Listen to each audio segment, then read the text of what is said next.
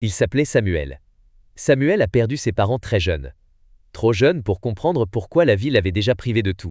Après l'enterrement, personne ne se battait pour l'accueillir.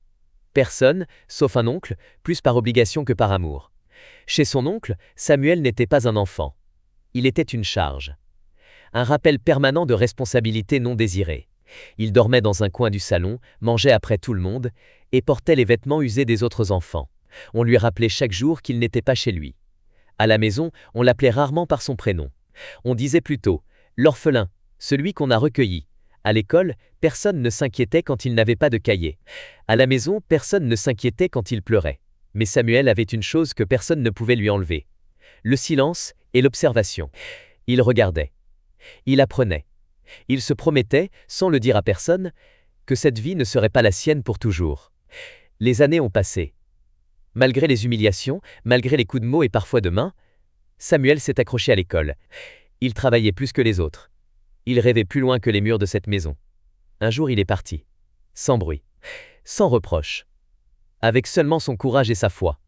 La vie n'a pas été facile, mais elle a été juste. Samuel a étudié, travaillé, échoué, recommencé. Jusqu'au jour où il est devenu quelqu'un. Un homme respecté. Stable. Libre. Et puis la vie a fait ce qu'elle sait faire de mieux. Elle a ramené le passé. Un matin, Samuel reçoit un appel. C'est la famille de son oncle. La même famille qui ne l'a jamais aimé. Maladie. Difficultés financières. Urgence. Ils avaient besoin de lui. Samuel est resté longtemps silencieux. Les souvenirs sont remontés. Les nuits sans dîner. Les paroles blessantes. Le rejet. Une question le hantait. Doit-il aider des gens qui ne l'ont jamais aidé?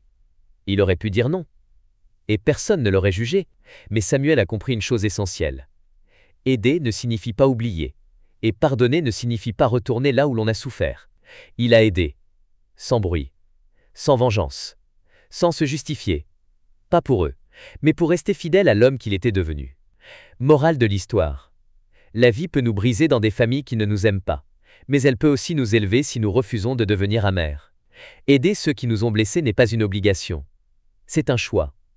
Un choix qui doit toujours protéger notre paix. Le pardon libère celui qui pardonne, pas forcément celui qui a fait du mal. Et parfois, la plus grande victoire, ce n'est pas de rendre le mal pour le mal, mais de prouver que la douleur n'a pas réussi à nous transformer en ce que nous avons détesté. Et vous, à la place de Samuel, auriez-vous aidé ou tourné la page? Dites-le moi en commentaire. Si tu as aimé la vidéo, like, abonne-toi et n'oublie pas d'activer la cloche de notification pour ne rater aucune autre vidéo de ce genre.